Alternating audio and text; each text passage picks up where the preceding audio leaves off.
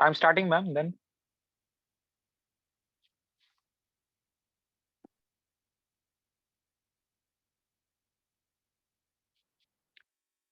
आप सभी का एक बार फिर से स्वागत है हमारे तीसरे क्लास में। और आई होप आपने अच्छे से पिछली क्लास को समझा होगा। और जो पिछली क्लास में असाइनमेंट दिया था उसके लिए मैं पीडीएफ बना के आपको शेयर कर दूंगा। तब मैं बाहर था, मेरे पास था नहीं सिस्टम शेयर करने के लिए। आप उसे प्रिंट आउट करके भर के भेज सकते हो। Thank you for joining all of you. अब मैं सीएस मावरी सर से रिक्वेस्ट करूंगा कि आज हमारे नए टीचर बलराम जी को इंट्रोड्यूस करें। Thank you. Thank you, Abhishek. Good evening, all. Good evening, ma'am.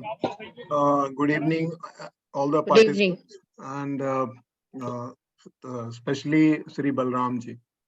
Yesterday, we had a wonderful class. Chartered accountant Avinash Mata Saab, he had taken a very good class. And हमको बहुत अच्छा लगा और इतने simple तरीके से उन्होंने business organisations के बारे में बताया। आज की क्लास में पार्टिसिपेंट्स ट्रेनी से मैं रिक्वेस्ट करूंगा, क्योंकि एक्चुअल अकाउंटिंग शुरू होती है वो वाउचर से शुरू होती है। उसके बाद ही रिकॉर्डिंग, क्लासिफाइंग जो भी हम बोलते हैं तो कैसे करते हैं वो वाउचर से होता है। तो वाउचर्स के बारे में, वाउचर्स कैसे लिखे जाते हैं, कैसे बनाए जाते हैं, उसके बारे में श्री बलराम शर्मा जी बताएंगे। बलराम शर्मा जी जो है, he has completed his 3 years of articleship for CA. Therefore, he has actual exposure to the accounting and vouchers. My dear friends, voucher are the basis of accounting, as I've told you. So therefore, you are to be very, very attentive in the class. Sri Balram Sharma ji, he has done his BCom and MCom. He is pursuing CA, and as I told you, he has completed 3 years compulsory articleship for CA, and he has passed one group of CA intermediate also. At present, Sri Sharma ji, he is preparing for CA examination, and beside that, he is a teacher. He is running coaching classes for BA and BCom. Therefore, he has a blend. He is a blend of the teaching as well as the practical thing.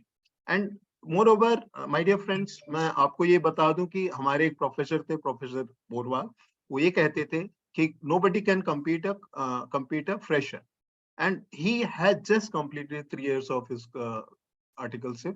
Therefore, he has the best knowledge. He is the best person.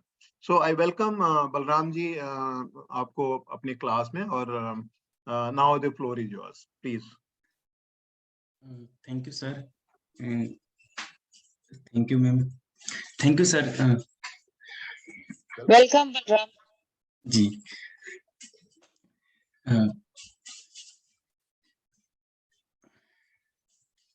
Good evening, everyone, and thank you for introducing me. Now I will start this session.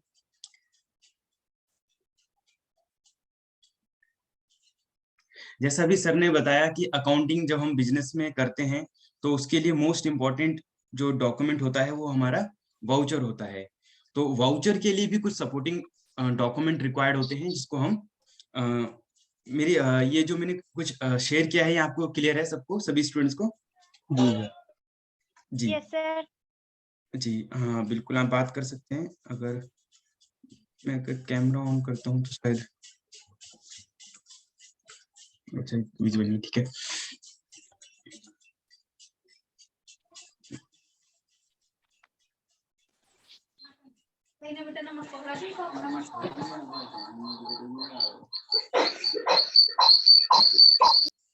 Balram ji, अगर तो device use कर रहे हो तो नहीं single it's okay.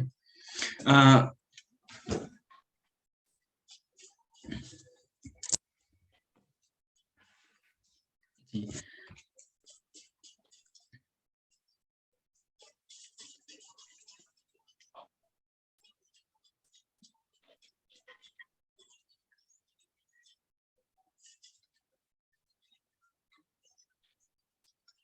जी, अभी इससे आप पहले अकाउंट्स और बिजनेस के बारे में काफी कुछ जान चुके हैं इससे पहले सर से। और अभी जैसे सर ने बताया कि अकाउंटिंग और बिजनेस के लिए भी हम ये चीज बहुत इंपॉर्टेंट होता है वाउचिंग।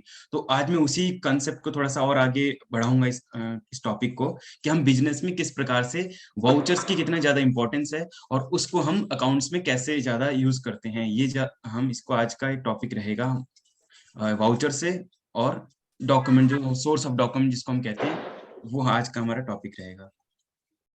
आप में से कितने लोग, कभी आप सबका बैंक अकाउंट है? Yes sir. कोई ऐसा स्टूडेंट जिसका बैंक अकाउंट ना हो? Mind sir. किनका? ज्योति। अच्छा ज्योति, आप बैंक अकाउंट नहीं है अभी तक? कोई भी स्कूल वाला भी, कोई भी? स्कूल वाला तो है सर, बट पर्सनली नहीं है। अच्छा पर्सनली नहीं है, ठीक है। नहीं, आप कैश डिपॉजिट किया है कभी आपने? Yes sir. हाँ तो ठीक है। और आपने कभी कुछ परचेज है किसी स्टूडेंट ने? बाकी स्टूडेंट पार्टिसिपेट कर सकते हैं और इमीडिएटली आप म्यूट भी कर सकते हैं इससे अपनी बात करने के बाद ना। और भी कोई स्टूडेंट बता सकते हैं? ज्योति जी जैसे उन्होंने बताया कि उनके पास स्कूल में एक बैंक अकाउंट ओपन किया होगा उन्होंने। सेम फिट में सर, मेरा भी मतलब स्कूल वाला ही बैंक है, मेरा कोई पर्सनली बैंक अभी है नहीं। ठीक है। सहनवाज जी ने भी कहा है स्कूल वाला बैंक भी हो तो आपने कोई ट्रांजेक्शन करी होगी। तो जो भी आप अपना ट्रांजेक्शन करते थे, एक फाइनेंशियल ट्रांजेक्शन जिसको हम कह सकते हैं, अकाउंटिंग बैंक के लिए अकाउंटिंग ट्रांजेक्शन हो जाएगी जब आप कैश डिपॉजिट करते हो। आप एज इट इज अभी एक्चुअल में स्टूडेंट थे तो इसलिए आपने माइंड नहीं किया। तो जब आप कैश डिपॉजिट करते थे तो वो एक आपको स्लिप देते थे कि भाई इसमें आप सारी जो एंट्रीज है ना वो करके दीजिए। कुछ जो फिल इन द ब्लैंक्स थे ऑलरेडी उन्होंने भर रखे थे, उसको आपने करके दिया कि आपको भर के दिया। वो एक तरीके से क्या था, हमारा वाउचर कह सकते हैं उसको, कि एक आपने वाउचर तो नहीं होगा, एक सोर्स डॉक्यूमेंट कह सकते हैं, स्लिप कह सकते हैं, ठीक है, कैश मेमो, ऐसा कुछ रसीद। डॉक्यूमेंट जो रसीद कह सकते हैं, बिल्कुल एग्जैक्टली रसीद वगैरह, या इस तरीके से हम कह सकते हैं। डिपॉजिट स्लिप वैसे भी कह सकते थे उसको, बैंक हम बोलते हैं उसको डिपॉजिट स्लिप, ठीक है। तो यही सब छोटी छोटी जो चीजें होती हैं उसी को हम आगे और डिस्कस करेंगे, ठीक है। तो अभी और मैं कुछ डिस्कस कर लेता हूँ। आप में से जैसे बाकी सभी स्टूडेंट्स अकाउंट से फेमिलियर हैं और हम अकाउंट्स का कुछ और डिस्कस करें।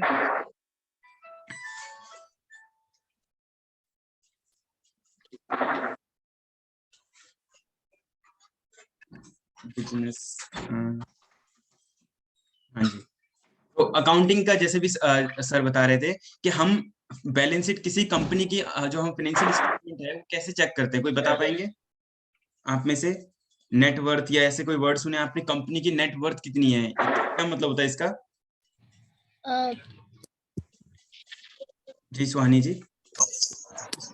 नेटवर्थ उनकी लाइबिलिटीज और उनके जितने भी लोन से इन्हें हटा के उनकी इनकम होती है एसेट्स के जरिए, और प्रॉफिट, ये सारी चीजें उनकी नेटवर्थ होती है कंपनी की।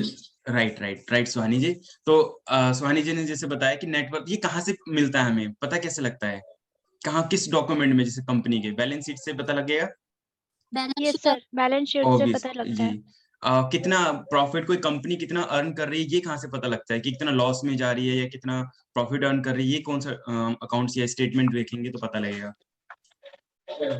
P&L account.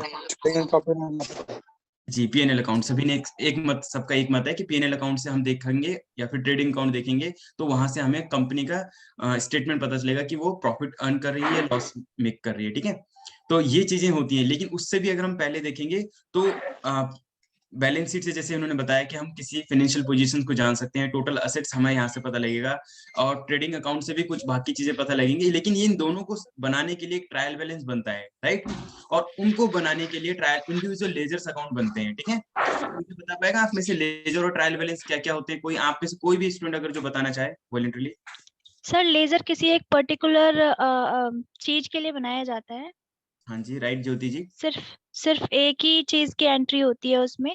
इंडिविजुअल अकाउंट किसी भी चाहे एसेट हो, करंट एसेट हो, लायबिलिटी हो, है यस ना, सर।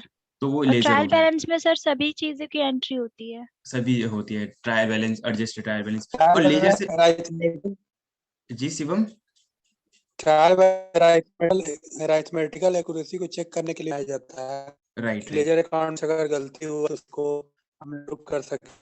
हाँ, लेजर में भी हमने जैसे बहुत सारे लेजर्स बनाए, तो कंपनी के जैसे डबल एस्पेक्ट है ट्रायल बैलेंस में, डेबिट एंड क्रेडिट, उसमें कहीं अगर कोई मिस्टेक्स है तो जब हम कंप्लीट सारे लेजर्स को देखते हैं तो वहाँ ट्रायल बैलेंस बनाते हैं, वहाँ कुछ सस्पेंस अकाउंट भी बनाते हैं, कुछ अगर हमारा कम ज्यादा रह जाता है तो बाद में उसको हम करेक्ट कर सकें, रिकॉन्सिलेट कर सकें, तो बाद में उसको एडजस्ट भी कर लेते हैं। तो लेजर से पहले हम करते हैं जनरल एंट्री। अब जनरल एंट्री सबको मालूम होगा, जनरल एंट्री करी होगी 11th क्लास में, यस सर। किन्होंने करी है हैंड रेज करके बताएं जरा। 11th क्लास में जनरल एंट्री करी है आप में से जिन्होंने स्टूडेंट ने करी है वो हैंड रेज कर सकते हैं। 6 7 8 स्टूडेंट्स हैं जिन्होंने जनरल एंट्री करी है, 9 ठीक है, 11 वेरी गुड, तो काफी नंबर्स हैं, हाँ 12 हो गए, ठीक है। चलिए चलिए ओके चलिए, हाँ जी। तो जिन्होंने भी जनरल एंट्री करी है तो आपने क्या किया होगा, देखो लेजर बनाने से पहले हम क्या करते थे, जनरल एंट्री करते थे। जनरल एंट्री क्या होता है, हम डे टू डे ट्रांजेक्शंस को रिकॉर्ड करते थे कंपनी के अंदर, जो भी इवेंट अकरिंग होता है ना। तो कंपनी से रिलेटेड जो भी डे टू डे ट्रांजेक्शन होता है वो हम रिकॉर्ड करते हैं, जनरल एंट्री में करते हैं। यस विवेक कुमार जी, आपने कुछ कहा, कहना है बताएं, कुछ कह रहे थे आप या नो सर। ओके ओके ठीक है। तो अच्छा, जिनके पास, जिन्होंने नहीं करी है अभी तक, ये तो मैं उनके लिए भी पूरा क्लियर, हमारा जो सेशन रहेगा ना उसमें हम ये सारी ही चीजें सीखेंगे अकाउंटिंग साइकिल के बारे में, जैसे मैं आपको बताने वाला हूँ, recording general entry, post entries से लेजर से रिलेटेड क्या टॉपिक्स होते हैं, प्रिपेयर एडजस्टेड लेजर्स क्या होते हैं, ठीक है। और फिर ये थोड़े थोड़े टॉपिक हम ऊपर से सारा इसको कवर करने वाले हैं, सो दैट कि आपको जो 11th-12th में अगर किसी ने नॉन कॉमर्स बैकग्राउंड से भी जो भी रहेगा उसको भी क्लियर एक अकाउंटिंग बिजनेस इन्वायरमेंट से रिलेटेड जो भी एक होता है ना, उसको एक कंप्लीट ओवरव्यू मिल जाए इस 1 आवर की क्लास सेशंस में, ये हमारी पूरी एक कोशिश है। तो अकाउंटिंग साइकिल में जैसे बताया, अभी हम जो डिस्कशन चल रहा है अभी तक में, हमने यहाँ सेशन में ये कवर किया है कि बैलेंस शीट तक पहुंचने के लिए किसी भी कंपनी या किसी भी एंटिटी, किसी भी organization, whether it profit oriented और नॉन प्रॉफिट ओरिएंटेड ऑर्गेनाइजेशन भी हो सकते हैं, तो वो अपनी जैसे इनकम रेवेन्यू एक्सपेंस बनाने से पहले ट्रायल बैलेंस और लेजर से पहले जनरल एंट्री बनाते हैं। लेकिन जनरल एंट्री बनाने से भी पहले कुछ चीज जो बनती है वो क्या बनता है, आपका वाउचर्स बनते हैं। क्या बनते हैं, वाउचर्स बनते हैं। और वाउचर्स किस बेसिस पे बनते हैं, आपके कुछ सोर्स डॉक्यूमेंट के बेसिस पे बनते हैं, ठीक है। यहाँ तक क्लियर हुआ आप सबको? Yes sir. Yes sir. है ना। तो वही है, यहाँ पे आप देख सकते हैं कि जैसे ट्रेडिंग अकाउंट, ट्रेड अकाउंट बनाया है, इसमें ग्रॉस प्रॉफिट निकालने की कोशिश की गई है। ये कुछ ये आपका जनरल है, ठीक है। आपका ये है, इसमें कुछ डेबिट क्रेडिट करके इसमें दिखाने की कोशिश कर रहा था मैं आपको। तो इसमें आप देख सकते हैं बैलेंस शीट है, बैलेंस शीट में current liability, long term asset, short term asset, ये सारी चीज कहाँ शो होती है, हमें बैलेंस शीट में शो होती है।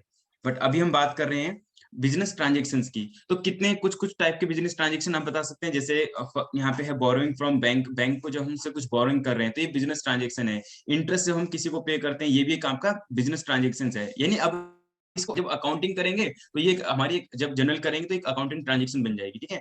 Rent, elasticity of premise paid, या फिर कैश सेल ऑफ गुड्स, और क्रेडिट सेल्स भी हो सकता है ना, purchase goods from vendor on credit basis. तो ये कुछ सम एग्जांपल्स हैं यहाँ पे कुछ ऐसा नहीं है कि कुछ सीक्वेंस, इसको मत समझिएगा, ये जस्ट एक एग्जांपल्स हैं आपको यहाँ पे दे रखे हैं। बोरोइंग यानी जब हम बोरो भी करते हैं ना बैंक से, वो भी एक हमारी बिजनेस ट्रांजेक्शन है। जब हम किसी को इंटरेस्ट पे करते हैं या इंटरेस्ट ड्यू हो जाता है, तो भी वो एक हमारी अकाउंटिंग ट्रांजेक्शन हो जाती है। किसी एक डेट पे हमारा, जैसे हम कोई मशीनरी हायर परचेज पे हमने ली है और उसका ड्यू डेट हो गया, तो एक अकाउंटिंग हमारी ट्रांजेक्शन हो गई, अब हम उसको रिकॉर्ड करना चाहिए सेम डे पर, ठीक है। ऐसी rent of electricity bill, premise जब पे करते हैं तब एक ट्रांजेक्शन होती है, जब ड्यू होता है तब एक ट्रांजेक्शन होती है, कैश सेल्स होती है। तो ये सारी जितने भी ट्रांजेक्शन होती हैं, एक छोटे छोटे इवेंट जो भी किसी भी बिजनेस के अंदर, कोई भी ऑर्गेनाइजेशन हो सकती है, वहां पर इसको हम रिकॉर्ड करते हैं, जो भी बिजनेस ट्रांजेक्शन होती है, ठीक है।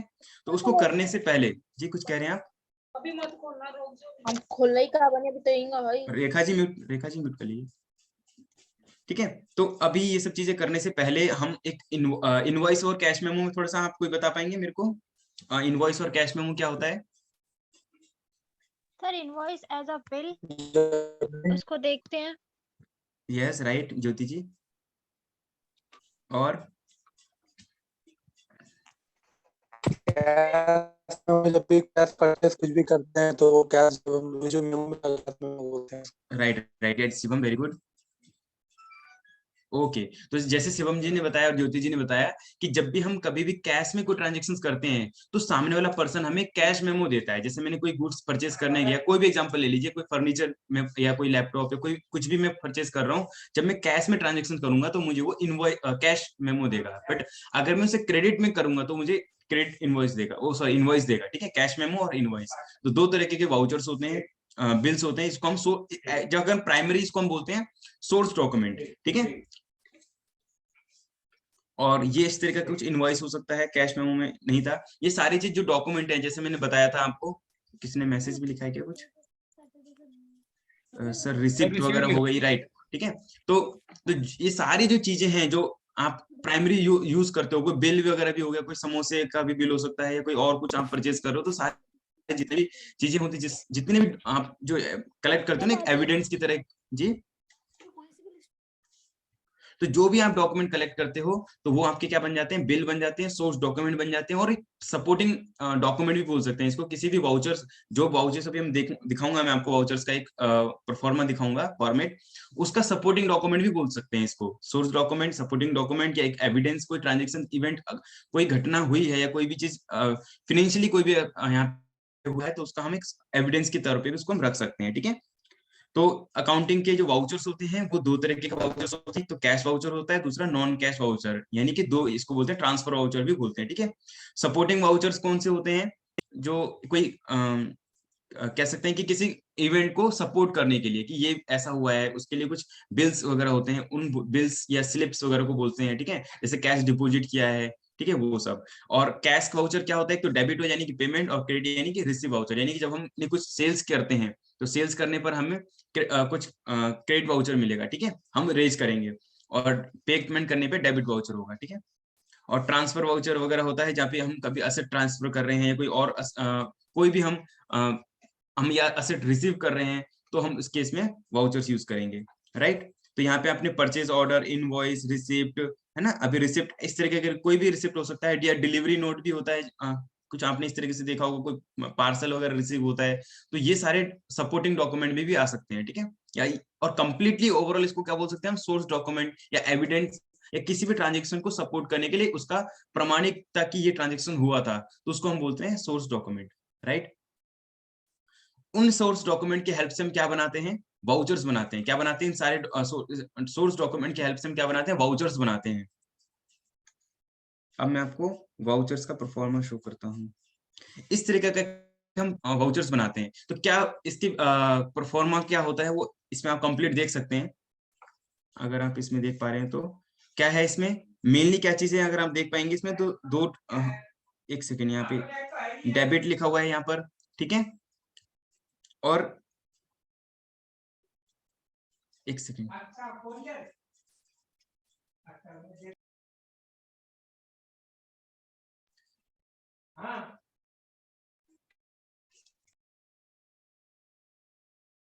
जी, यहाँ पे सबसे ज्यादा इंपॉर्टेंट चीजें हैं। आपका जो डेबिट जो वाउचर्स होता है, वाउचर्स का मेन इंपॉर्टेंट काम क्या होता है, जर्नल बनाना। जैसे मैं पहले भी आपको बता चुका हूँ, जो अकाउंटिंग साइकिल में क्या होता है आपका। अच्छा, सोर्स डॉक्यूमेंट में सारी चीजें होती हैं, ये भी देख लीजिए।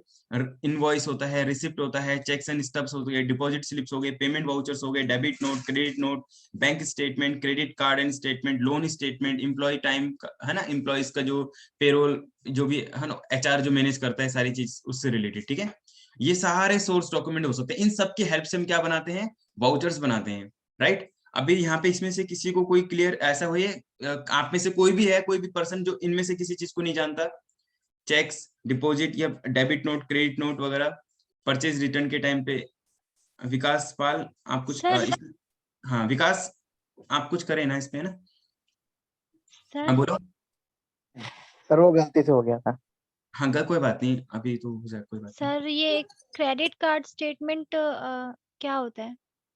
क्रेडिट कार्ड स्टेटमेंट यानी कि ऐसा भी होता है ना, हम जैसे किसी को पैसा दे देते हैं, जैसे आपके फादर आपकी मम्मी को दे देते हैं, या फिर आप किसी पर्सन को ऑथराइज कर देते हो कि आप मेरे सारे मंथली के पेमेंट्स आप करोगे, ठीक है। तो ऐसी एक कंपनी आ गई, एजेंसी आ गई, जिसने कहा कि आप सारा पैसा हम मैनेज कर लेंगे, मंथ एंड में आप हमें दे देना। तो क्रेडिट कार्ड क्या करता है, आपके बिहाफ पे वो पे करता है, और मंथ एंड पे वो आपसे चार्ज करता है, लेकिन वो उसके बदले में आपसे कुछ इंटरेस्ट भी चार्ज करता है, ठीक है। तो वो एक स्टेटमेंट बन, हाँ उसकी स्टेटमेंट निकल के आएगी कि कितना पैसा आपका इंटरेस्ट कॉस्ट में जाएगा, पीएनएल में जाएगा, कितना असेट के लिए जाएगा। मान लो अगर किसी ने क्रेडिट कार्ड यूज करके फर्नीचर परचेज किया है, तो फर्नीचर परचेज किया है तो उसकी कॉस्ट कुछ एक्स्ट्रा कॉस्ट होगी, तो पीएनएल में जाएगा, अदरवाइज फर्नीचर वो बैलेंस शीट में जाएगा, ठीक है, राइट। और थैंक यू। Okay welcome. तो हमारा जो थैंक यू। अब हम यहाँ पे देखेंगे कि वाउचर्स का थोड़ा फॉर्मेट है और एग्जैक्टली काफी ज्यादा कॉमन यूज, जिससे सभी ने यूज किया होगा, इस तरीके का कॉमन वाउचर होता है। यहाँ पे डेबिट लिखा होता है, वाउचर्स का नंबर लिखा होना इंपॉर्टेंट है, और ये कंपनी का नाम है और ये अपनी कंपनी का नाम, ठीक है। और यहाँ पे सारी चीज लिखी रहती है, और यहाँ पे जो अथोराइज पर्सन होता है उस वाउचर को रेज करने के लिए, और एक अकाउंटेंट के 2 लोगों के सिग्नेचर होते हैं, कहीं कहीं पे 3 लोगों के भी होते हैं, और कहीं कहीं पे ये एफिक्स रेवेन्यू स्टैम्प भी होता है। तो रेवेन्यू स्टैम्प को रिलेटेड भी मैं थोड़ा सा आगे और बताऊंगा, लेकिन अभी मेन अमाउंट देख लेते हैं। यहाँ पे देखो क्या लिखा हुआ है, डेबिट अमाउंट यहाँ पे टोटल, और ये पूरा आपका यहाँ पे क्या लिखा हुआ है, इस तरीके से पूरा अमाउंट लिखा हुआ है, ठीक है। डेट लिखी हुई है और ये चीज देख सकते हैं, और रिसीव अमाउंट इतना हुआ, और उससे सिग्नेचर भी लिया जाता है यहाँ पे कुछ कुछ जगह पे ना, तो सिग्नेचर जिससे पॉसिबल होता है तो यहाँ पे लिया जाता है। तो इस तरीके का पूरा यहाँ पर एक परफॉर्मा है जो वाउचर्स का होता है। क्या हेल्प करता है ये आपको, वाउचर्स किसके लिए हेल्प की जाती है? वेल, ये वाउचर्स किन क्या हेल्प करता है, किस डॉक्यूमेंट को प्रिपेयर करने के लिए करता है? वाउचर्स एक्चुअली जो कंप्लीटली रिस्पॉन्सिबल होते हैं, डेबिट अमाउंट क्रेडिट अमाउंट, 2 जैसे हमने बताया था अकाउंट्स में क्या होता है, एक डेबिट साइड होता है, क्रेडिट साइड होता है, 2 एस्पेक्ट होते हैं ना। तो वाउचर्स में हम कंप्लीट एक अमाउंट मेंशन करते हैं, तो मेन उसमें लिखा जाता है अमाउंट। क्या लिखा जाता है? अमाउंट। सेकंड थिंग डेट, और वाउचर्स की कुछ सीरियल नंबर होता है, ताकि बाद में कभी हमें इंस्पेक्ट करना हो, रिकंसिलिएशन रिकरेक्शंस वगैरह करना हो, तो उसका सीरियल नंबर होता है, ठीक है।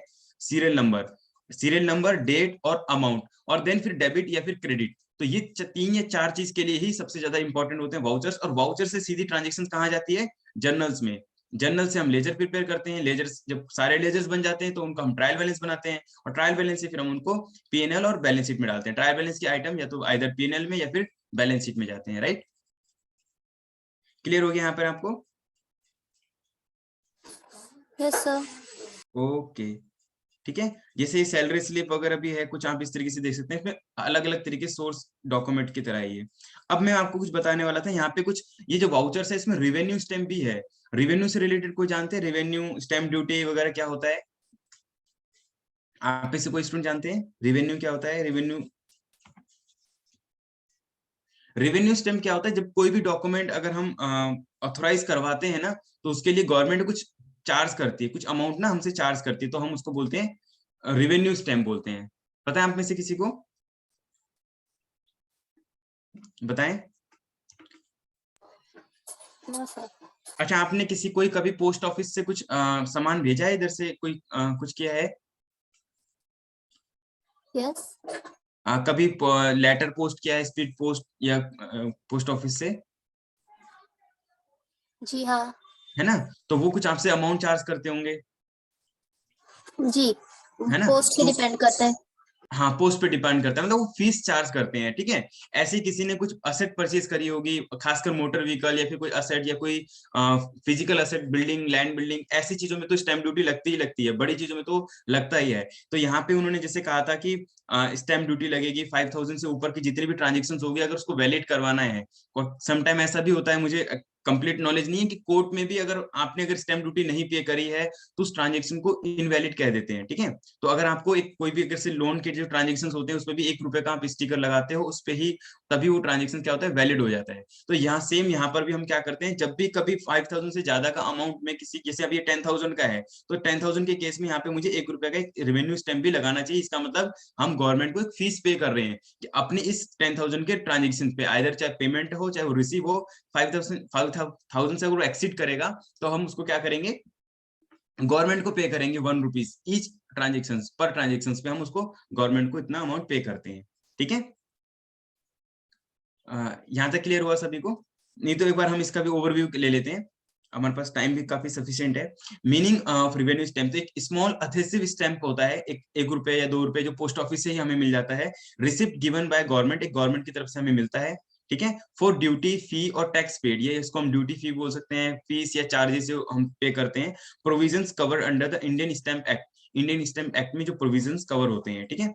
एप्लीकेबल टू ऑल, ये किस किस के लिए एप्लीकेबल होते हैं? कोई भी ट्रांजेक्शन, अगर मान लो मैं सुहानी जी को लोन प्रोवाइड कर रहा हूँ, या फिर मैं शिवम को कर रहा हूँ, या शिवम किसी को पे कर रहे हैं 6,000 7,000, अगर वो लोन ऐसा किसी को देते हैं, अगर वो चाहते हैं कि इस ट्रांजेक्शन को रिकॉर्ड कर लें और एक गवर्नमेंट भी उसको अप्रूव करे, वैलिडेट करने के लिए वो 1 रुपए का उस पे स्टिकर लगा सकते हैं, स्टैंप लगा सकते हैं, ठीक है। Receipt of payment in excess of 5,000 के ऊपर के अमाउंट के लिए लगता है 1 rupee revenue stamp must be affix on the receipt, ठीक है। ये है मीनिंग ऑफ। सर हाँ बताएं। सर ये स्टैम्प जो है ये प्रोवाइड कौन करता है? ये हमारे बाय कोड हाँ किसके जरिए हमें मिलता है? ये पोस्ट ऑफिस से मिलता है हमें। पोस्ट ऑफिस से। हाँ ठीक है। तो ये एक फीस होती है, अल्टीमेट गवर्नमेंट को ही जाता है, हमें सेंट्रल गवर्नमेंट अल्टीमेट, हम जो टैक्स जो भी हम रेवेन्यू हम जो पे करते हैं ना, तो सारा सेंट्रल गवर्नमेंट को पे करते हैं, तो वो इस मेथड से गवर्नमेंट तक पहुंच जाता है, ठीक है। और ये कुछ सेक्शंस के थ्रू भी समझाया हुआ है, Indian stamp act define the terms receipt, है ना, इंक्लूड। तो अगर आपसे पूछा जाए, यस विशाल कुछ कह रहे हो, कुछ कहने विशाल? तो यहाँ पे लिखा हुआ है कि सारा आपको अगर 5,000 से ऊपर का अमाउंट होगा तो आपने सारा चीज में एक गवर्नमेंट को ड्यूटी पे करना है, ठीक है। फेलियर टू कंप्लाई, अगर आप ऐसा नहीं करते हो तो आपको कुछ फाइन भी पे करना पड़ेगा under section 65 Indian stamp act में, ठीक है। तो वाउचर्स बनाते समय अगर आप उसको अच्छे से करना चाहते हो तो आपको ये काम करना ही होगा। और इसका कुछ इंपॉर्टेंस है कि all cash vouchers, cash memo और ये सारा जो है, अच्छा कुछ एक्सेप्शन भी है, ध्यान रखिएगा। NEFT, IMPS, RTGS, cross cheque, demand draft, इन सब केसेस में अगर आप 10,000 15,000 का भी अगर आप अमाउंट पे कर रहे हो तो यहाँ पे रिक्वायर्ड नहीं है ये, ठीक है। Bank withdrawal does not require revenue stamp, लेकिन अगर मान लो आप बैंक से विड्रॉ करने जा रहे हो 10,000 या 15,000 तो भी आपको बैंक विड्रॉल के केस में रेवेन्यू स्टैम्प नहीं रिक्वायर्ड है। अदरवाइज आप जो भी ट्रांजेक्शन कर रहे हो, इन्होंने यहाँ पे लिखा भी था पहले कि ये किसके लिए एप्लीकेबल होता है, एप्लीकेबल टू ऑल। तो यहाँ पे ये नहीं कहा कि कोई बिजनेस एंटिटी होगी, नॉन बिजनेस, प्रॉफिट ओरिएंटेड, ये नहीं, सभी सबके लिए एप्लीकेबल है। तो वहां पे ऐसे केसेस में तो यहाँ तो हमें रेवेन्यू स्टैम्प भी लगाना होता है। क्लियर हो गया यहाँ तक? हमारे ये वाउचर्स से रिलेटेड टॉपिक्स हमारा कवर हो गए हैं। यहाँ तक अभी किसी ने कुछ पूछना है तो बताएं। सर जी सर क्या हर एक कंपनी में क्या ये वाउचर फिक्स रहते हैं क्या? मतलब वाउचर तो हम अपने अकॉर्डिंग बनवा सकते हैं? यस जया जी, जो मेनली फॉर्मेट होता है ना वाउचर्स का, वो यही होता है, कंप्लीटली एग्जैक्टली यही होता है, ठीक है। हाँ थोड़ा बहुत जैसे कंपनी का नाम थोड़ा डिफरेंट होगा, डेट का फॉर्मेट हो सकता है डिफरेंट हो, ठीक है। और जो अकाउंटेंट और जो उसको ऑथराइज करने, स्टैम्प की बात कर रहे हैं। अच्छा रेवेन्यू स्टैम्प तो अभी जैसे 1 रुपए का जैसे बताया वैसे ही होगा। इससे कुछ आपने थोड़ा, जी पूछे सर। आप बता रहे हैं कि 5,000 से ऊपर होगा तो इसमें स्टैम्प लगाना जरूरी है? हाँ जी सर ये क्या हर जगह पे जरूरी रहता है? हाँ हर जगह पर 5,000 से क्रॉस अमाउंट हर जगह पर है, यानी कि अगर आप भी मेरे को अगर पे करते हो ना तो भी आपको ये रेवेन्यू स्टैम्प लगाना चाहिए, अगर आप इसको एक ऑथराइज कर रहे हो तो, ठीक है। सर मैं बोल रही थी जैसे हम सर रोज ना कैश के वाउचर बनाते हैं, तो अगर उसमें मान लो सर हमने 5,000 से अबव पेट्रोल वगैरह ही डलवाते तो उसके हम कैश वाउचर बनाते हैं, तो उसमें भी हमें ये रेवेन्यू स्टैम्प लगाना पड़ेगा? दोबारा बताना। कैश वाउचर जैसे हमने बनाया, हाँ किसी का तो कुछ हमने परचेज करा या फिर पेट्रोल वगैरह के एक्सपेंसेस हमारे रोज के बहुत होते हैं, दिन के 5-5 हजार से भी ज्यादा के हो जाते हैं। हाँ तो हम उसके वाउचर बनाते हैं कंपनी में कैश के, तो हाँ, कोई अगर 5,000 से ऊपर का एक ही वाउचर बना रहे तो उस पे स्टैंप लगेगा? हाँ जी, अगर आप उसको अगर आप कैश, जैसे इन्होंने कहा था कि अगर आप पेमेंट कैश में कर रहे हो तो ऑब्वियसली लगेगा, ठीक है। और अगर आप अदर पेमेंट से चेक से पेमेंट कर रहे हो या किसी कार्ड से कर रहे हो या डिजिटल से कर रहे हो तो नहीं लगेगा, ठीक है। कैश में ही होती है पेमेंट बहुत हाँ सारी तो कैश में तो लगेगा ही लगेगा। और इवन तो गवर्नमेंट में शायद अभी नया जो प्रोविजन है उसमें शायद कुछ लिमिट तक कि आपको कैश का एक्सपेंस जो अलाउ है, और उसके बाद शायद कुछ उसके बाद 10,000 से ज्यादा या फिर इससे ज्यादा कुछ आपका अमाउंट भी डिसअलाउ हो जाएगा अगर आप कैश में करते हैं तो, ठीक है। जैसे पेटी कैश का एक लिमिट हो गया, हर चीज की एक लिमिट हो गई, तो वहां पर आपको रिस्ट्रिक्शन है। इसका मतलब आपको प्रॉपर वाउचर भी बनाना होगा और रेवेन्यू स्टैम्प भी लगाना होगा, ठीक है। तो हमें अपने वाउचर भी फिर नए बनवाने चाहिए उसके हिसाब से, तो क्योंकि हमारे वाउचर पे तो ऐसा कोई स्पेस ही नहीं है ये स्टैम्प का। नहीं अच्छा, ये फिर ऐसा है ना कि काफी जो स्मॉल एंटिटीज को कंसिडर ही नहीं करती, काफी बहुत सारी एंटिटी हैं इसको कंसिडर नहीं करती, बट अगर कभी इसको लॉफुल करना है, जैसे हम कहते हैं ना कि इनफोर्सेबल बाय लॉ, जैसे हम कहते हैं कुछ चीजों को कोर्ट तक ले जाना है, तो उस केस में कोर्ट इसको कंसिडर करेगा। ये मैं थोड़ा इसको कोई मैम आगे बताएंगे, तो कोर्ट इसको कंसिडर नहीं करेंगे। ठीक है, ठीक है, आप मुझे बताना सर कि हमें मतलब उस कंडीशन में हमें अपने वाउचर मतलब दोबारा प्रिंट करवाने चाहिए या फिर नहीं, कैश ओके, है। जी जी, ओके। सर हम वही पूछ रहे थे कि मतलब कि कंपनी अपनी तरफ से बताती है कि हमें ये स्टैंप लगाना जरूरी है या नहीं है, क्योंकि अभी कुछ मतलब जहाँ पे वर्क करती हूँ तो वहाँ पे 5000 के ऊपर में ऐसा कोई स्टैंप नहीं लगता है, लेकिन 10,000 के ऊपर वो वाउचर बनवाते ही नहीं है, उसको डिवाइड करवा देते हैं। हाँ, तो वही ना, इनकम टैक्स देखो, इनकम टैक्स एक्ट अलग है, जीएसटी एक्ट अलग है, तो वहां पे वो इनकम उसमें कंसीडर नहीं करते। तो वहां बहुत ज्यादा ऐसे केसेस है, 20,000 के बिल्स है तो अलाउ डिसअलाउ हो जाता है वहां पे इनकम टैक्स एक्ट में भी। तो वो क्या करते हैं, छोटे छोटे 2 एक्ट बना लेते हैं। जैसे पेट्रोल भी लेने गए तो 3,000 के, 4,000 के, है ना। तो कैश एक्सपेंस की भी, कैश जो एक्सपेंस कर रहे हैं हम, बिल्कुल एग्जैक्टली जो कैश होता है, जो कैश एक्सपेंस होता है उसकी भी लिमिट है। तो वहां उस केस में भी जैसे बिल तो रिक्वायर्ड ही है, जैसे अभी है ना, ये तो पहले से भी ऐसा 10,000 से ऊपर आपका बिल रिक्वायर्ड ही रिक्वायर्ड है।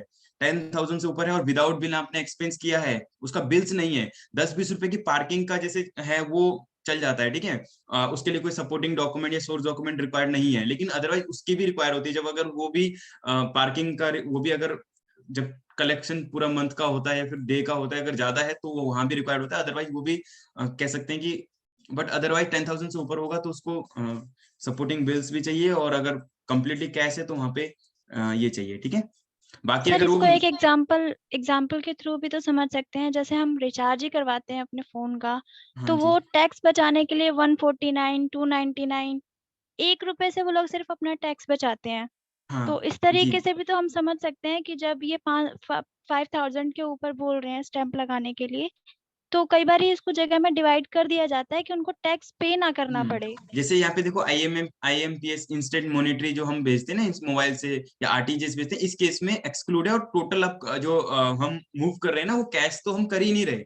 और वो जो लोग कैश कर रहे हैं तो ऑब्वियसली है उनका कुछ जैसे आपने सभी लोग, सभी रिया जी, ज्योति जी और सभी ने कुछ ना कुछ बताया, सुहानी जी ने, कि कहीं ना कहीं मोटो होता है कुछ बोगस ट्रांजेक्शन, या फिर कहीं ना कहीं इलीगल या फिर कुछ अलग फ्रॉडुलेंट ट्रांजेक्शन करने की कोशिश करना। अदरवाइज हम मोस्टली ट्रांजेक्शन अब हम नॉन कैश ट्रांजेक्शन ही करते हैं, IMF कर रहे होंगे या कुछ और भी कर रहे होंगे, नहीं तो वॉलेट से कर रहे होंगे, है ना। तो इतना ज्यादा तो नहीं करते। ठीक है, ओके, यहाँ क्लियर हो गया यस अभी? सर। हाँ जी, जैसे कि अब हम ऑनलाइन भी बहुत बार ट्रांजैक्शन की जाती है, कंपनी भी की जाती है, तब ये स्टैम्प का फॉर्मेट कैसे यूज करते हैं? ऑनलाइन के केस में रिक्वायर्ड नहीं है स्टैम्प, जो है ना, ऑनलाइन के केस में रिक्वायर्ड नहीं है। ऑनलाइन ट्रांजेक्शन मतलब अनवैलिड, आप अनऑथराइज्ड। अकाउंटिंग की बात कर रहे हो? जी हाँ। अच्छा, हाँ बिल्कुल, राइट, यू आर राइट। अभी क्या होता है, राइट नाउ, अभी तक की जो मैं बात बता रहा हूँ, अभी तक जितने भी बुक्स ऑफ अकाउंट बनते थे वो मैनुअल बनते थे। ठीक है, तो मैनुअल बनते थे, वो इस तरीके से बुक्स ऑफ वगैरह बनते थे, और बैलेंस शीट भी ऐसे ही बनता था, PNL भी ऐसे ही बन रहा है। ठीक है, और सारी चीजें ऐसी हो रही है, और जो आपको मैंने कुछ एक्सेल पे दिखाई थी, एक्सेल शीट पे वो दिखाया था, है ना। और जितनी चीजें वो इसी तरीके से हो सकती है। अब धीरे धीरे क्या हो रहा है कि हम मूव कर रहे हैं। इवन आज के केस में भी, चाहे वो अगर आप बैलेंस शीट किसी पे भी बनाओ, जब अगर ऑडिट होता है तो आपको प्रॉपर सारे वाउचर्स बनाने ही बनाने हैं। ठीक है, या फिर जितनी अकाउंटिंग के रिकॉर्ड होते हैं करने ही करने होते हैं। तो काफी सारे लोग हैं जिन्होंने अपने कस्टम एप्लीकेशंस बना लिए, सॉफ्टवेयर बना लिए, जो अपनी अकाउंटिंग प्रॉपर उस पे करवाते हैं। जैसे टैली एक है जो कॉमन वेंडर सबका टैली होता है। टैली के अलावा भी काफी लोगों के पास खुद के वेंडर हैं, खुद के सॉफ्टवेयर हैं, जो वर्क फ्रॉम होम करवाते हैं और आपको अकाउंटिंग घर पे बैठ के करते हुए, राइट। इसका मतलब आप ये कहना चाह रहे हो वाउचर्स नहीं बनेगा? ठीक है, तो वाउचर्स फिर भी बनाना चाहिए। Okay sir. ऑनलाइन जो अकाउंटिंग करते हैं ना, तो वो भी इस प्रकार का वाउचर जो है फिजिकल बनाते हैं, और जितने भी फिजिकल जो डॉक्यूमेंट होते हैं अभी भी उसको कलेक्ट करके रखे जाते हैं as a evidence, supporting document के लिए। कोई भी ट्रांजेक्शन हुई है, सबके बिल्स वगैरह और जो ये वाउचर्स है, दोनों ही चीजें रखी जाती हैं, ताकि वो जर्नल को सपोर्ट करे। और जर्नल होगा तो जर्नल जब अगर ये बेसिक, बिल्कुल बेसिक है, बिल्कुल डेप्थ में ये अगर जांच होती है, कोई इंस्पेक्शन वगैरह होता है, तो ये बिल्कुल बेसिक होता है। देखा जाता है कि जर्नल की एंट्री ठीक है या नहीं है, और जर्नल के जो ट्रांजेक्शन है उनके वाउचर्स वेरिफिकेशन की जाती है, और वाउचर वेरिफिकेशन के अंदर ये बिल्स वगैरह चेक किए जाते हैं, जो मैंने आपको दिखाया ना, इनवॉइस, रिसिप्ट, चेक्स एंड ये सारी चीजें जो है वो देखे जाते हैं कि ये कंप्लीट है या नहीं है। ठीक है, ये सारी सर चीजें इसमें देखिए। एम्प्लॉय वाला बता दीजिए, क्या इसका मतलब क्या होता है? इनका सोर्स डॉक्यूमेंट्स में आपने एम्प्लॉय टाइम कार्ड्स पढ़ा हुआ है उसका? एम्प्लॉय टाइम कार्ड्स, अच्छा जैसे आप किसने पूछा था? ज्योति जी आपने पूछा था? No sir, Jaya. अच्छा जया जी। अच्छा, एम्प्लॉय टाइम का क्या होता है, जैसे कुछ लोग फ्रॉड भी करते हैं, जैसे मुझे बोला गया कि आप इतने एम्प्लॉय रखो, तो कुछ लोग 10,000 वेज लेबर्स रख लिया उन्होंने, ठीक है, और सबकी पेमेंट इतने इतने की पेमेंट दिखाई, 100 rupees per day per hour के हिसाब से, ऐसे कुछ पेमेंट रख लो, है ना। लेकिन एक्चुअली इतने पेमेंट, इतने लेबर आते ही नहीं थे, है ना, इतने लेबर है नहीं, लेबर सिर्फ 100 लोग लेबर काम कर रहे हैं, लेकिन पेमेंट 500 की चढ़ा रहे हैं एंट्रियां। ऐसा हो सकता है? हो सकता है ना ऐसा, मतलब इस यस, तरीके फ्रॉड फेक, करने के लिए किया जा सकता है। हाँ यस सुहानी जी। तो फेक एंट्री ना हो तो उनका एम्प्लॉय टाइम टेबल भी चेक किया जाता है कि आप अपने एम्प्लॉय की लिस्ट दिखाओ, कितने आपके पास एम्प्लॉय हैं, और एम्प्लॉय अगर जो सीनियर, अगर आप एजुकेटेड या कोई हायर बड़े लेवल पे एम्प्लॉय हायर कर रखे हो, तो उसकी प्रॉपर रीचेकिंग की जाती है कि आपने एम्प्लॉय को किस वेजेस पे हायर किया था, क्या पेमेंट के मेथड्स थे, सारी चीज उसकी टर्म एंड कंडीशन जितनी भी चीजें वो चेक की जाती है। तो सारा वो एम्प्लॉय टाइम टाइम कार्ड यहाँ पे बेसिकली लेबर क्लास से है, जो वेजेस क्लास होती है, जिसके वर्क आवर्स रिकॉर्ड किए जाते हैं, टाइम आवर रिकॉर्ड किया जाता है। ठीक है, तो लेबर कॉस्ट अकाउंटेंट वो सारी इसको मैनेज करता होगा कि इनका इन इन आउट, और जो है ना कि कब आए कब गए, इनकी डेली वेजेस जो होते हैं उनके लिए ये, तो उनका रिकॉर्ड भी चेक किया जाएगा ना, तभी तो उससे क्या बनेगा, पता चलेगा कि हमने पर लेबर का खर्चा कितना हुआ, तो लेबर का खर्चा टोटल कितना हुआ, वो एक सोर्स डॉक्यूमेंट की तरह इनका लेबर कार्ड बनेगा कि इतने लेबर आए थे, 20 लेबर आए थे, 10 लेबर आए थे, तो उनको लेबर को भी एक पेपर मिलेगा कि देखो आपने इतना घंटे काम कर चुके हो, आपकी इतनी पेमेंट हो गई है ड्यू।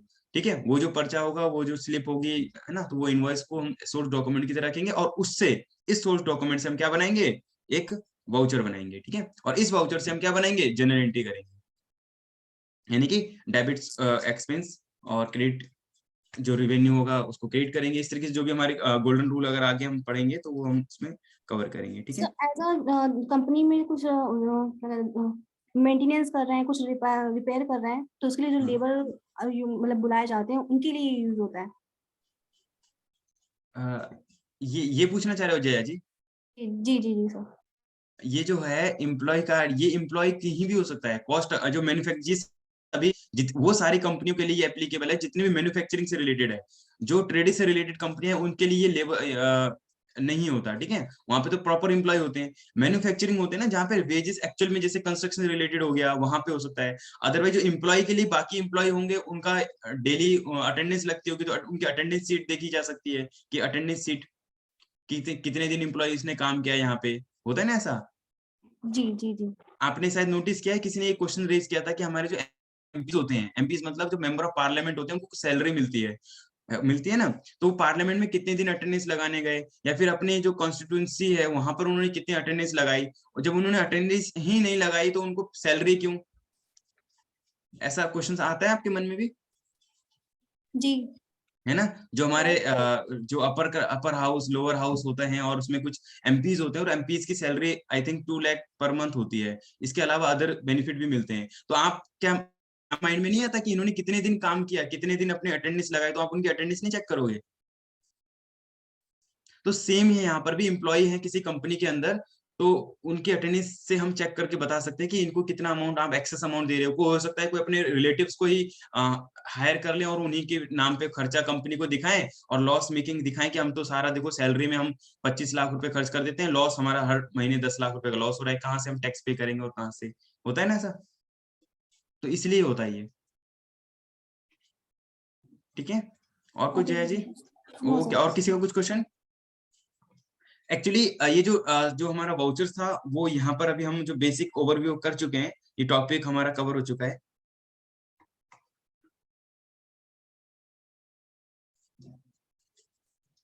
इसके बाद जो हमारा कल जो रहेगा, वो हमारा एक बड़ा टॉपिक रहेगा, वो बैलेंस शीट से रिलेटेड है। तो मैंने कुछ टॉपिक को उसका अभी के लिए शिफ्ट किया। इससे रिलेटेड अभी तक किसी को कुछ पूछना है तो पूछे, नहीं तो फिर मैं आगे थोड़ा सा आगे बढ़ूंगा और थोड़ा सा बैलेंस शीट को डिस्कस करूंगा और कुछ बेसिक स्पेसिफिक जो बैलेंस शीट है उस पर भी डिस्कस कर लूंगा, सो दैट कि हमारा जो एक लेक्चर डेप्रिसिएशन वगैरह पे होना है तो वो थोड़ा सा इधर शिफ्ट हो जाए, क्योंकि ये तो छोटा टॉपिक था तो कवर हो गया जल्दी।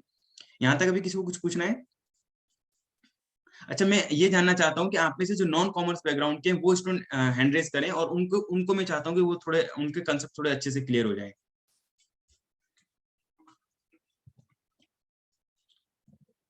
ठीक है, सुहानी जी, ज्योति जी, और आप पूनम, सोनाली, आकाश, ठीक है, और रिया अग्रवाल। ठीक है, आप सब नॉन कॉमर्स बैकग्राउंड से हो और आप सभी पार्टिसिपेट भी कर रहे हो और अच्छा रिस्पॉन्स भी अच्छा कर रहे हो सभी, है ना? सभी लोग, आप सभी ने अच्छा रिस्पॉन्स किया और सभी लोग नॉन कॉमर्स हैं और पॉसिबल। ठीक है, करीना जी भी हैं, ठीक है, और भी हैं स्टूडेंट्स, ठीक, काफी स्टूडेंट हैं जो नॉन कॉमर्स बैकग्राउंड से हैं।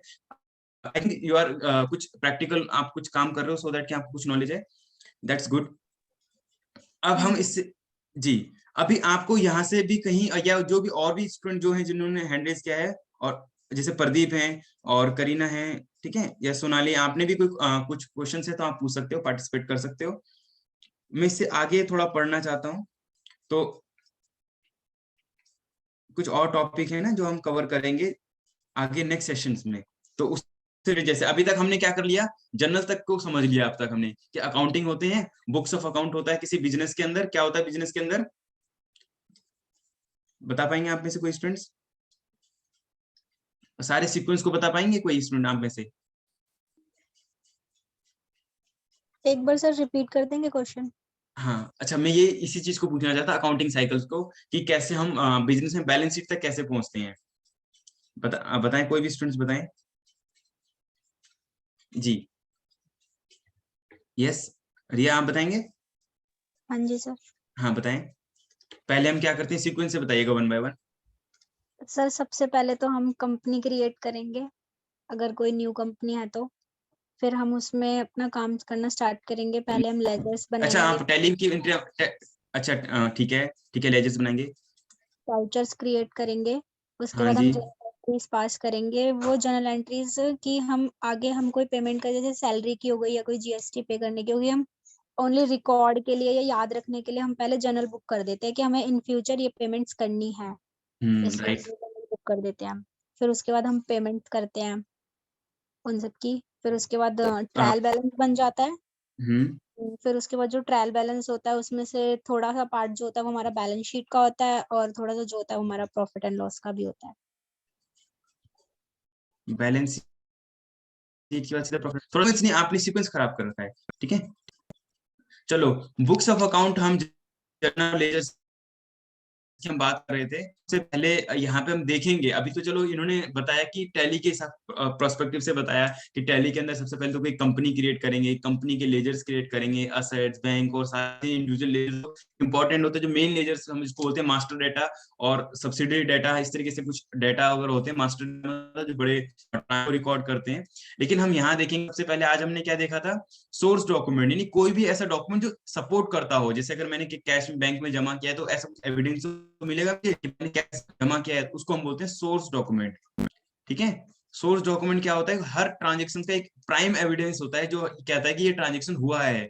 अगर मान लो कोई रसीद मिली है तो कहेगा कि हाँ, इस रसीद से इसका ये है या करनी है, ऐसा भी हो सकता है करी है या करनी है। इनवॉइस केस में क्या होता है, अगर हम कोई क्रेडिट में परचेज करते हैं तो हमें इनवॉइस रेज हमें मिलता है, ठीक है, और जब हम कोई क्रेडिट में सेल्स करते हैं तो हम इनवॉइस रेज करते हैं और उनको देते हैं कि आप ये अमाउंट, आकाश मत करो, ठीक है, तो ये मत करो, ठीक है आकाश।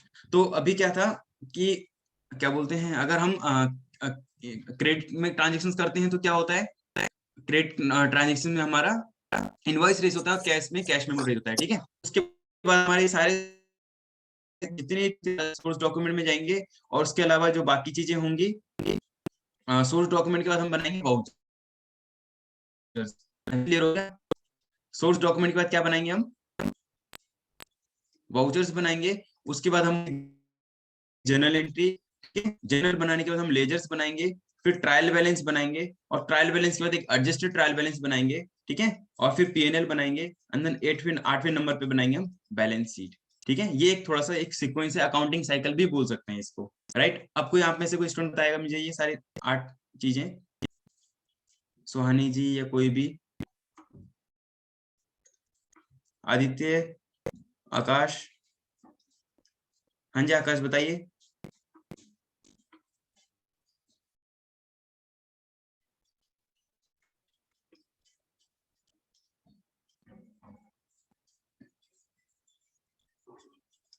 जी, आप में से कोई बताना चाहेंगे अभी? सर फर्स्ट वाउचर क्रिएट करेंगे, हाँ, देन वाउचर लेजर क्रिएट करेंगे।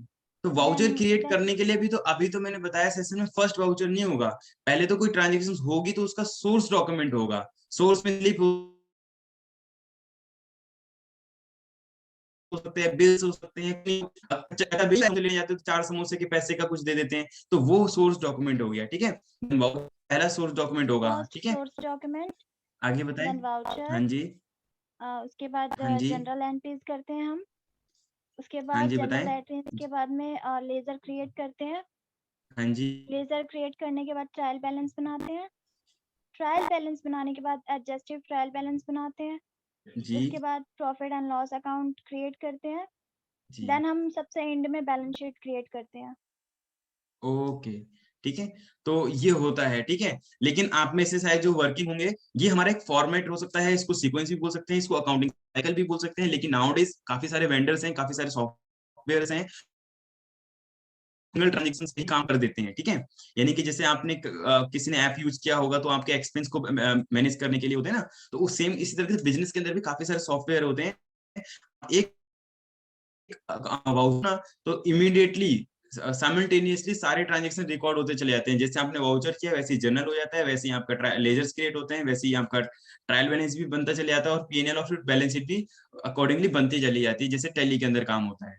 तो वैसे तो सीक्वेंस तो यही होता है, लेकिन कुछ ऐसे बड़े सॉफ्टवेयर हैं जहाँ पे इमीडिएट साइमल्टेनियसली ये काम हो जाते हैं। ठीक है, तो बुक्स ऑफ अकाउंट की हम बात करेंगे आज। अब हम थोड़ा सा आगे बढ़ जाते हैं, वाउचर और जो हम थोड़ा सा आगे बढ़ते हैं जनरल।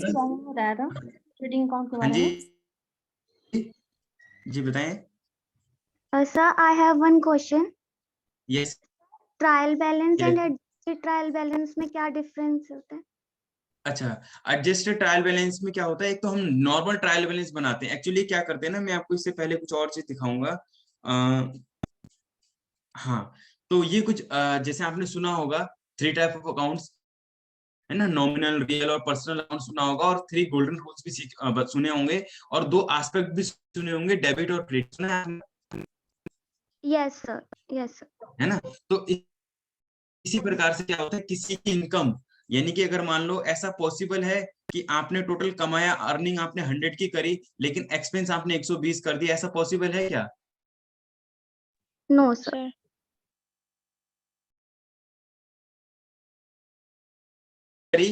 अर्निंग इतनी की हुई है लेकिन खर्चा 120 रुपये हो गया, ऐसा पॉसिबल है? No sir.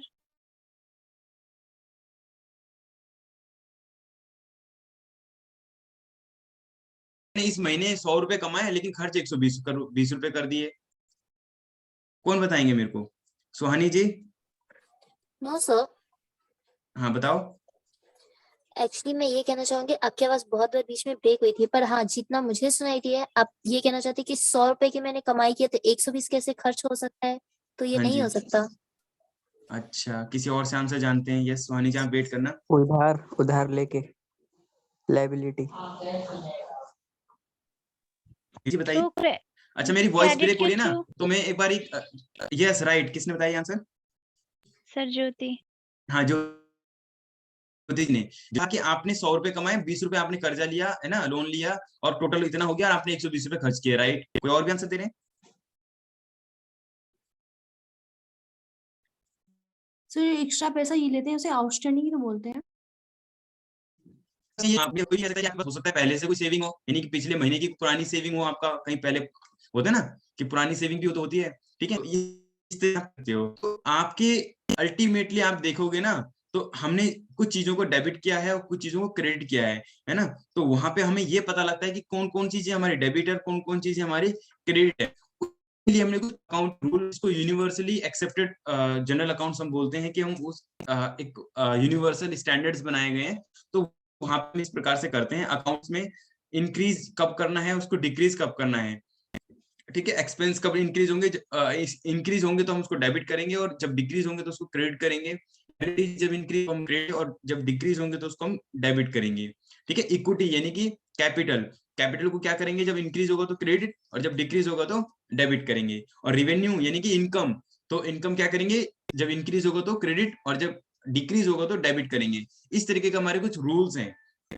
तो 3 अकाउंट कौन से बताए थे मैंने, रियल, पर्सनल और नॉमिनल अकाउंट, ठीक है। तो हमारा एक रूल क्या कहता है, डेबिट असेट्स की हम बात करेंगे तो debit what comes in, credit what goes out. आपने कुछ बेसिक रूल्स पहले भी सीखे होंगे, सुने होंगे, ठीक है। ऑल इनकम्स को हम क्रेडिट करना है और एक्सपेंस को डेबिट करना है, ठीक है। और क्या बोलते हैं, debit is giver, credit is, क्या बोलते हैं, debit is receiver, credit is giver, ऐसे बोलते हैं ना। तो ये 3 चीजें हो गई। और जब हमने सारे सेट ऑफ रूल हमने प्रिपेयर कर लिए, प्लान तैयार कर लिए, तो ऐसा पॉसिबल है कि कहीं भी ट्रायल बैलेंस मैच ना करे, डेबिट और क्रेडिट कहीं भी ऐसा हो सकता है कि एट द एंड मैच ना करे, ऐसा पॉसिबल है। हो सकता है कोई एरर हो या कोई भी चीजें हो, तो वहां पे ऐसा हो सकता है, राइट, कि कभी मिस्टेक से ट्रायल बैलेंस इसीलिए तो बनाते हैं, किसी रीजन से मैच ना हो। जी, ठीक है। अभी मैं थोड़ा इसको कैमरा ऑफ किया सो दैट कि मेरी वॉइस प्रॉपर बैंडविड्थ के साथ कनेक्ट हो जाए और थोड़ी अच्छी से वॉइस जाए। तो इसका मतलब है कि एडजस्टेड ट्रायल बैलेंस और ट्रायल बैलेंस में मतलब पूछा था, डिफरेंस पूछा था। अगर हम इस अकाउंटिंग को रूल को प्रॉपर तरीके से फॉलो करें और ये सारी चीज को हम अच्छे से करें, तो कि हमारा ट्रायल बैलेंस मैच ना करे, हमारा पीएनएल ना निकल के आए, हमारा बैलेंस शीट टैली ना करे, तो हमारा सब चीज मैच करेगा, हमने अगर कहीं मिस्टेक्स नहीं करी है। और जहां मिस्टेक, वहां पे हम कुछ सस्पेंस अकाउंट भी क्रिएट करते हैं, सो दैट कि उसको लेटर ऑन में सस्पेंस अकाउंट को कम कर सकें, मतलब करेक्ट कर सकें, ठीक है। क्लियर हो गया यहाँ तक? जी। इक्विटी होती क्या है? इक्विटी कैपिटल को बोलते हैं।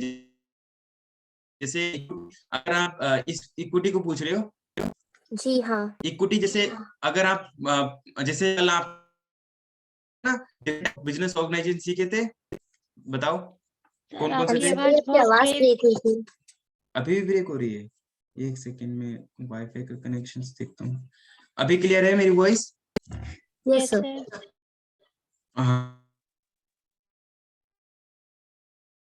हाँ, अभी लिखा इंटरनेट अनस्टेबल। ये आपने बिजनेस ऑर्गेनाइजेशन कोई 2 या 3 बिजनेस ऑर्गेनाइजेशन बताओ आप में से कोई। टाटा, रिलायंस। ओ सॉरी, मैं शायद क्वेश्चन गलत हो गया। कितने टाइप के बिजनेस ऑर्गेनाइजेशंस होते हैं? जैसे आपने टाटा तो कंपनी का नाम बताया है, जैसे मैंने ये पूछ रहा हूँ टाइप ऑफ बिजनेस ऑर्गेनाइजेशंस, कल सीखा था ना, public private. Very good, very good.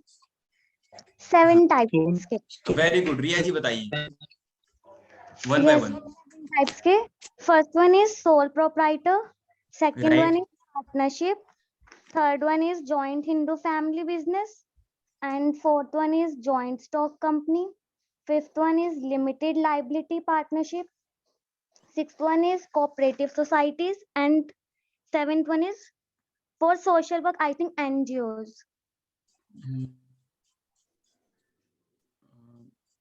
ठीक है ना, एनजीओ, ठीक है। Yes.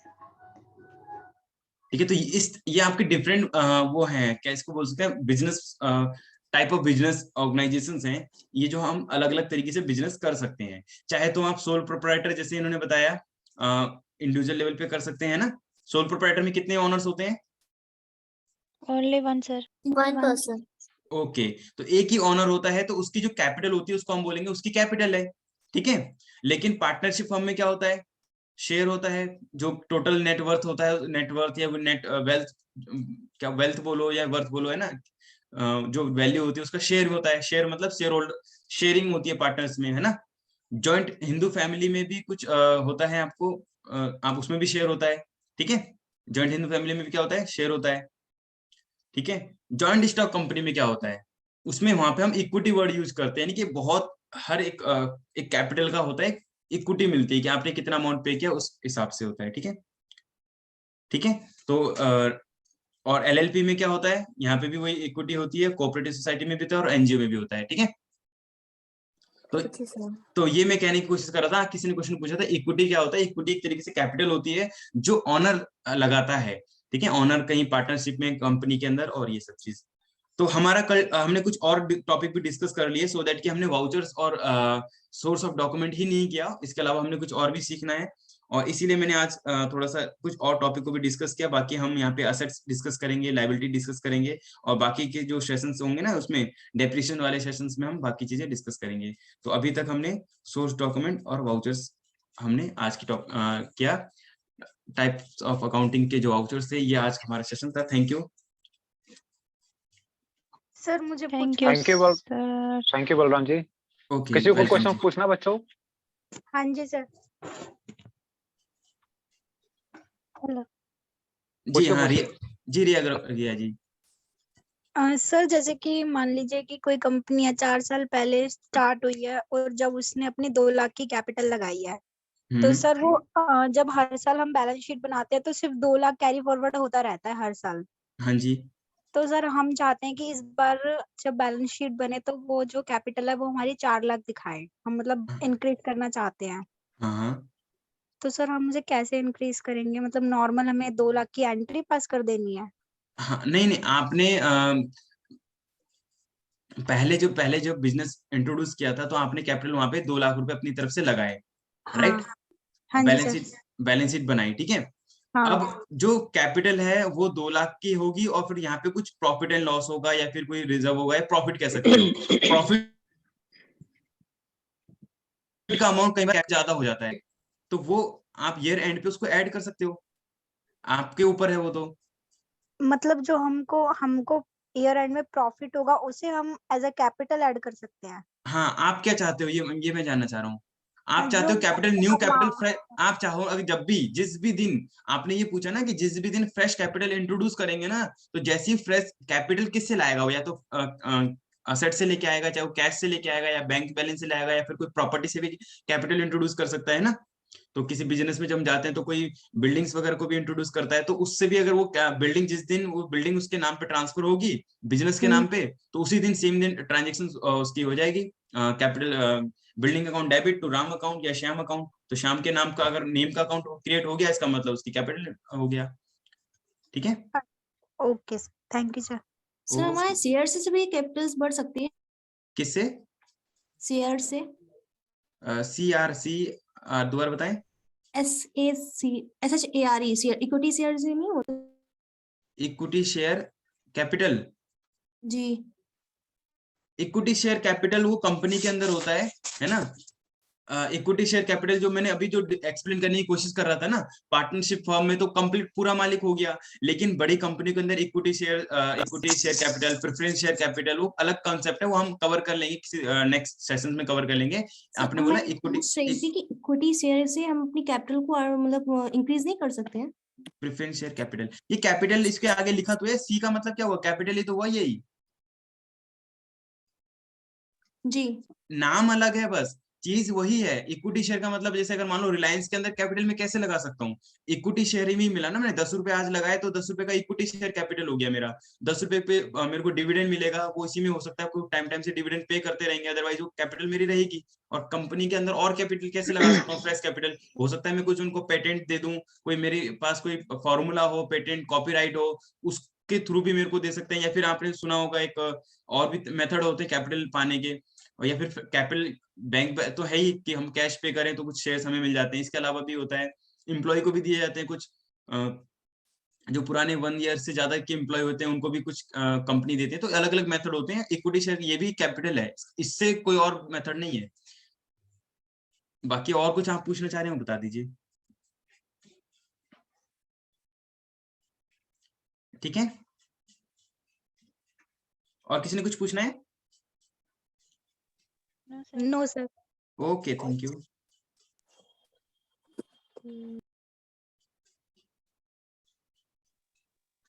Balram ji, thank you for this amazing session. Welcome. और अब मैं चाहूंगा कि हमारे पेरेंट्स से कि हमारे सभा को पेरेंशियल एड्रेस के लिए बुलाना चाहूंगा। Ma'am, floor to yours. Yeah, thank you, Abhishek, and thank you, Balram ji, for conducting the session very well. और मुझे इस बात की खुशी हो रही है कि जब हमने पहले दिन ओरिएंटेशन प्रोग्राम किया था, तो मैंने यही बेसिकली कहा था कि आप तब सीख पाओगे किसी भी नॉलेज को, किसी भी ज्ञान को या किसी भी सब्जेक्ट को, जब आप उस सारी इंफॉर्मेशन को अपनी लाइफ से कनेक्ट करोगे, अपने जीवन के अलग अलग पहलुओं से जोड़ोगे, तब आप उसको सही मानों में समझ पाओगे। तो मैं ये देख रही हूँ कि जैसे जैसे हमारी क्लास आगे बढ़ रही है, जैसे जैसे हमारी ट्रेनिंग आगे बढ़ रही है, तो ना केवल सब्जेक्ट को लेकर स्टूडेंट्स की नॉलेज बढ़ रही है, पर लाइफ को कैसे लेना है इसको लेके भी स्टूडेंट्स की नॉलेज ही बढ़ नहीं रही, पर हमें उसका असर हर क्लास दर क्लास नजर आ रहा है। जहाँ पहले बच्चे सिर्फ और सिर्फ सैलरी कितनी मिलेगी, नौकरी कहाँ लगेगी, कैसे लगेगी, पहले पहले सेशन में यही सवाल जवाब रहे। उसके बाद अकाउंटेंसी की बातों पे आया कि कैसे हम कंपटीशन में जाएंगे। फिर तीसरी बार जब कल की क्लास थी तो फिर बच्चों ने काफी अच्छा पार्टिसिपेट किया, और आज मैं देख रही हूँ कि बहुत अच्छी एंगेजिंग क्लास थी बलराम जी के द्वारा। जो स्टूडेंट्स थे उन्होंने बहुत अपने जीवन से जुड़े हुए सवालों को पूछा और जिसके उसका जवाब भी मिले।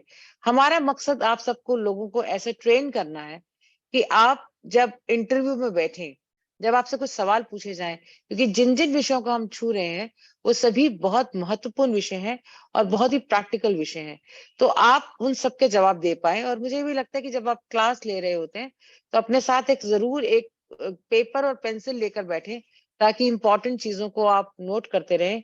कल भी हमारी क्लास बलराम जी के साथ जारी रहेगी, और अपेक्षा करते हैं कि इसी तरह जैसे आज बहुत पेशेंस के साथ और बहुत इन्वॉल्व होकर आपने क्लास अटेंड करी है, कल की क्लास भी आप ऐसे ही अटेंड करेंगे। Thank you very much and all the best to all the students. Thank you ma'am, thank you so much ma'am. Thank you all of you joining. और मैं Thank स्टूडेंट से you. दरख्वास्त करूंगा कि अपने जो चैट बॉक्स में अपने नाम और नंबर के 3 ओम डिजिट जी, डाल दें, ठीक है? अभिषेक, हाँ जी मैम। Yes, ओम ma'am. जी से वोट ऑफ थैंक्स। ओके हाँ ओके, ओम जी हाँ वोट ऑफ थैंक्स हाँ कर जी। लीजिए आप। अच्छा, आज जो बलराम जी ने जो वाउचर के बारे में जो उन्होंने पूरी बातें बताई जो बच्चों को, बहुत ही अच्छा था। और बच्चों ने जो पार्टिसिपेशन किया, जो मतलब जो ये भी बहुत बढ़िया था। तो कुछ बच्चों का जो क्वेश्चन था कि सर ये जो है कुछ रिचार्ज होते हैं 200 से कम के 199 का होता है, वो टैक्स से बचने के लिए होता है। तो ऐसा नहीं है, मतलब वो टैक्स से बचने के लिए नहीं होता, टैक्स आपका सेम कैलकुलेशन होता है। जो 199 का होता है वो आपको दिखाने के लिए होता है कि आपको 200 नहीं लग रहा है। और भी कुछ चीजें था, जैसे कि बच्चों का क्वेश्चन था कि हाँ, हमारा क्वेश्चन था cash payment more than 10,000। Okay, income tax का एक वो सेक्शन है 40A सबसेक्शन 3 रूल 6DD। वो कहता है कि अगर आप 10,000 से ज्यादा एक पर्सन को एक दिन में, पर्सन कोई भी हो सकता है, मतलब कैश में पेमेंट करते हो आप 10,000, तो वो इनकम टैक्स में डिसअलाउ हो जाता है। तो उसमें आपको इनकम टैक्स में छूट नहीं मिलता है। ये रीजन है कि आपको हमें कैश पेमेंट 10,000 से ज्यादा एक व्यक्ति को नहीं करना चाहिए एक दिन में। और जो हमारे बलराम जी और जो बच्चों ने जो जैसे जैसे डाउट आया वो सबने क्वेश्चन पूछा, और उसके बारे में मतलब बहुत ही बढ़िया रहा आज का क्लास। और बहुत ही बढ़िया रहा, बहुत ही बढ़िया। Thank you. सर अभी थैंक यू आपने ओम जी। सब्जेक्ट बताए थे, प्लीज आप बता देंगे फिर से। हाँ जी, अभी क्या चीज? आज अभी ओम जी कल करेंगे अगर जो जी मैम। फर्दर क्वेश्चंस है। Okay okay okay.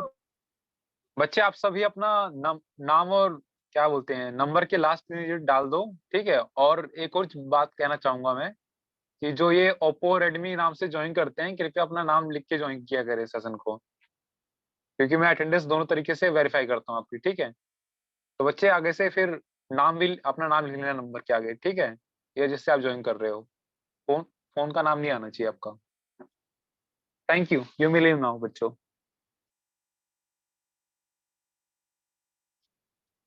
Thank you so much sir. Thank you.